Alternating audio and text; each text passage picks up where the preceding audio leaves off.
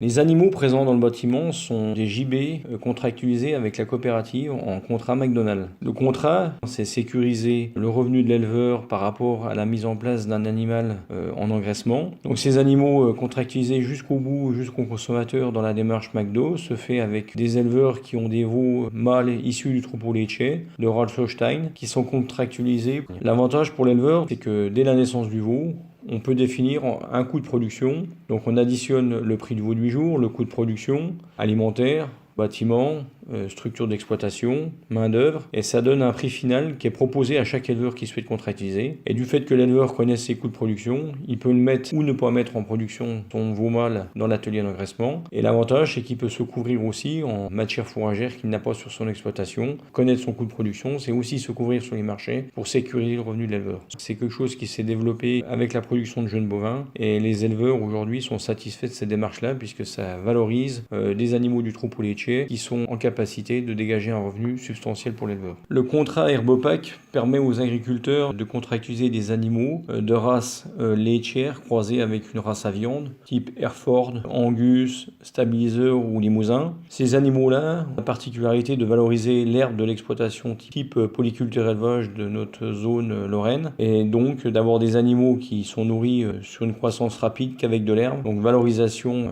intéressante d'un produit qui aujourd'hui a du mal à trouver sa place au niveau des cultures, et permet aussi clairement demain de disposer peut-être d'un potentiel de développement de rotation et remettre de l'herbe dans les rotations. Les jeunisses et les bœufs en race croisée sont recherchés par la filière par rapport à leur petite carcasse donc plus petite, mais surtout avec un besoin de gras, permet d'avoir une viande persillée et garantir aux consommateurs une viande de qualité. Suite aux États généraux de l'alimentation, la filière bovine a lancé un plan filière. Dans ce plan filière, il y a la volonté de développer les labels. Le label est un segment de qualité reconnu par le consommateur. Et pour ce faire, la coopérative agricole Lorraine a anticipé un peu la réflexion des États généraux de l'alimentation et développe le label Charolais. Donc dans un premier temps, nous souhaitons contractualiser 10 animaux par semaine avec nos éleveurs de troupeaux allaitants. Ce label, qui est destiné aux éleveurs de race à viande charolaise, permettra aux éleveurs, suivant un cahier des charges, d'avoir une plus-value par rapport à la cotation régionale sur leurs animaux. Donc dans un premier temps, ce label est destiné à l'engraissement de vaches charolaises à destination de la viande et des boucheries de détail et de grandes et moyennes surfaces.